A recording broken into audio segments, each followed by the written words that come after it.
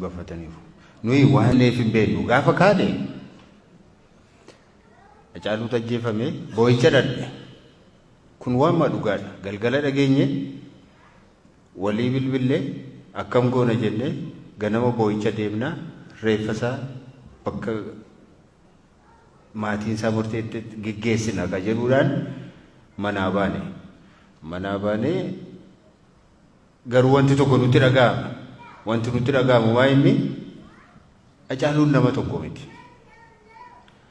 Amma du'e akkuma nama dhaqanii waa gatanii ammoo dhaqanii akka gatamu hin barbaanne. Kabaja Oromootu achi keessa jira. Eenyummaa Oromootu achi keessa jira. Bakka inni itti ulfina argatee itti weellisee deeggartoota qabu handhuura biyya isaatii irraa fuudhanii akkuma nama gatii hin qabne tokkotti ammoo du'e amma fuudhanii yeroo dhaqanii gatan nutti dhaga'ama. Akkamittiin gatama? Wannoon isaayyuu adda hin baane. Seerumaan illee hakiimiin illee ilaalee waan isaayyuu hin qoranne akkamittiin gatama dhalli namaa? Oromootu gatame jechuudha isa jedhu nutti dhaga'aman. Kanaaf bakka tokko taa'ee reeffi isaa kabajaa Oromoonni bahaa jiru. Inni kaabaa kibba jiru dhufee handhuura biyya isaatiitti nagaatti dhahamee boo'ee gaddasaa ibsatee isa booddee koreen dhaabbatee sirnaan bakka maatiin isaa geggeessetti haa geggeeffamu reeffi isaa haa boqotuu kan jedhu ture. Osoo nuyi waa'ee kanaa gungumaa jiru dargaggoonni iyyuu karaa kutanii hin darbu jedhanii deebisnee finnee galma aadaa Oromootti gaafa finnee achi ture guyyaa tokko lama bulee geggeessan haa raawwatuuf jennee achi too bira jirru poolisiin dhufee fudhanna reeffaa nuun jedhan. Maaliif fudhatu jennaan dubbii nutti hin baay'isinaa hin fudhannaa jedhani waan baay'eetu ture isa kana keessa deemuun barbaachisaa miti. Hin fudhannaa jaallattanis jibbitanis nuun jedhan. Kanaaf mootummaa wajjin hin lolannan dhoomaa gochuu hin dandeenye. Fudhatanii deeman. Egaa immoo hin galla nuti eega reeffa fuutanii deemtanii eega geggeessuu hin dandeenye. Bakka itti geessitanii eega nutti hin himne nu immoo hin gallagaa jennee konkolaataa keenya seennee gaafa deemuuf kaanu asuma turaa nuun jedhan.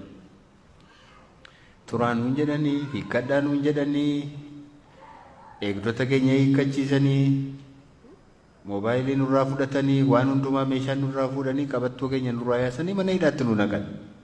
Kanu gaafa ba'u immoo eega gaafa dhannee achitti mana sana eega mana hidhaa seenneeti guyyaa tokko namni waa tokko nuun gaafanne.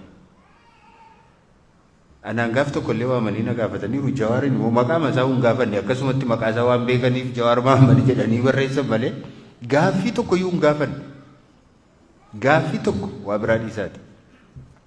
Akkasumatti hin teenye waggaa tokkoof ji'a jaha teenye jaarsoliin gaaf tokko ganama dhufan.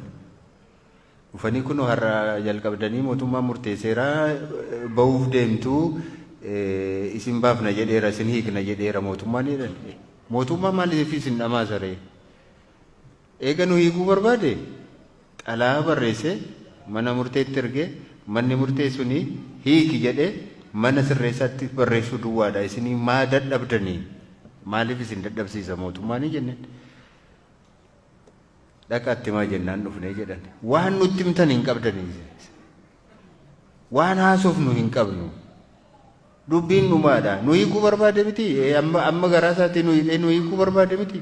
Gadhiisaa jedhee mana sirreessaatti barreessuu malee isinii hin dadhabsiisuun irra hin turre jenneen jaarsoliidha.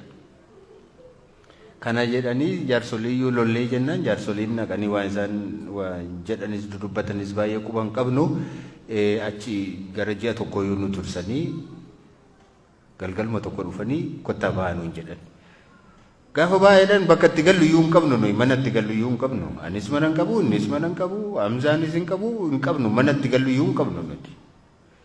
Lafuma itti gallu mana illee kireeffannaa moo nu obsaa kaa guyyaa akkasii baatu jettanii nutti hin himne jennaan hin ta'u amma deemtu jedhan. Hin deemnu hin baanu hin baatu maleedha. Waan ajaa'ibaati dhugaa isinitti himna. Hin baatu har'uma baatu malee asin bultan. Eessi eessa bulla asii baane? moo nama mana qabu miti jennaan hin baatu yoo hoteela ta'e hoteela fa'aa sin bulchina malee as bullu hin baatu malee akka kanaatiin halkaniin dirqamaan wantooma kenna jala galanii poolisiin nu guguddaan masgaggabu kun akkumatti lafaa ol nu fuudhanii nu rarraasanii ma nu fuudhanii ba'an dhaganii yoo konkolaataa keessa nu ka'an isa dhugaa isinitti dubbanna humnaan dirqama waan akkumatti bobaa kana jala qabanii lafa nu hankaaksanii fuudhanii dhaqanii wannoo keessa nu buusan konkolaataa keessa hin bu'uudhee jawaarachi wannoo sana keessatti hammam maal akka ture namoota yeroo sana argan duwwaatu beeka kana ture dubbichi hin beeknu maaliif akka nuyi hin beeknu maaliif akka nuyi kan isin beeknu garuu wanta nuyi tilmaamnu yeroo baa Oromiyaa kana Harargee fi Arsiifaa kana keessa deemnee yeroo uummanni hambisuun yeroo nutti birmatee haasaa keenya dhaggeeffachuudhaaf tumsa keenyaaf yeroo inni ba'u gaafa arganii jarri hin danda'amanii mo'amneerra akkas taanaanii jedhanii sodaataniiru. Kanaaf sababa barbaadanii akka nuyi hamba filannoon darbutti mana hidhaa akka nuyi turru barbaadaniiru. Kanumaaf hin milkaa'anii nuun mana hidhaatti nu naqanii waajjiraalee keenyan cufanii hooggantoota keenya gara biraas hin hidhanii godinaalee irra warra jiran waajjiroota keenya hundumaa cufanii qofaa isaanii filannootti dhiyaatanii qofaa isaanii waliif ofii isaanii wajjin hin dorgomanii mo'anii kan nuyi quba qabnu kana akka kana taanaan yeroo baay'ee fudhachuuf hin deema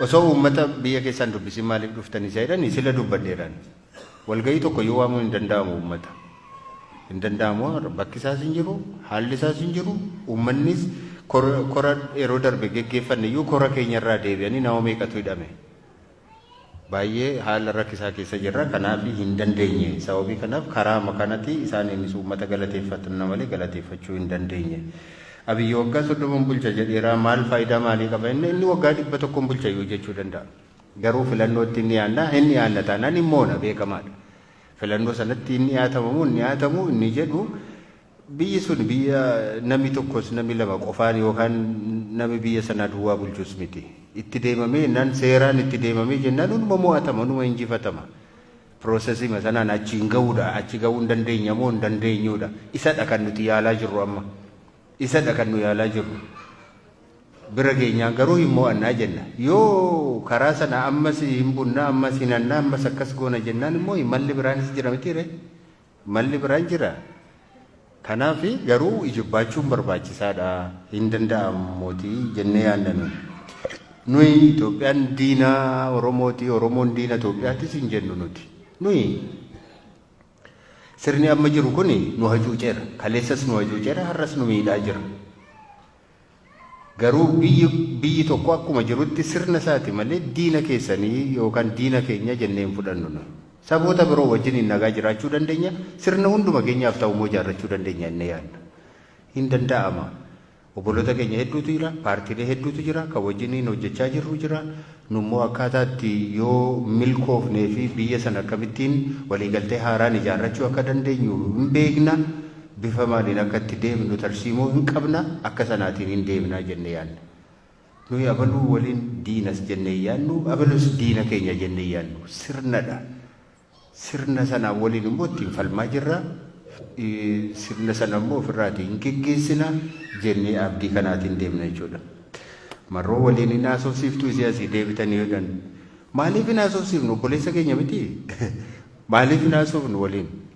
garuu haasaan keenya faayidaa qabaayi maaliif kan nuyi dhiibbaa gochaa jirru warra mootummaadhaan TPLF wajjin haasawaa jirta marroo wajjin isaasayii wajjin haasawuun dirqama tokko waliin haasa'anii tokko waliin immoo hin haasa'u jechuun hin danda'amu kanaaf waliin haasa'a jennee dhiibbaa gochaa jira akka lola dhaabanii fi kan nuyi lamaan isaanii irratti kan nuyi dhiibbaa gochaa jirruu fi taa'aatii mootummaadhaanii maaltu ijoollee kana bosonatti galchee gar tokko beektu mana irratti gubaniitu akkamittiin bosonan seenu namni manni isaa eega gubate eessa dhaqamee namni bosona balee bakka deemu eessa qaba kanaaf gar tokkoon akka namni bosona seenu gochaa Maaliif bosona seenee kun shiftaadhaa kun diinaa kun shaneedhaa kun maaloodha jechuun hin danda'amu.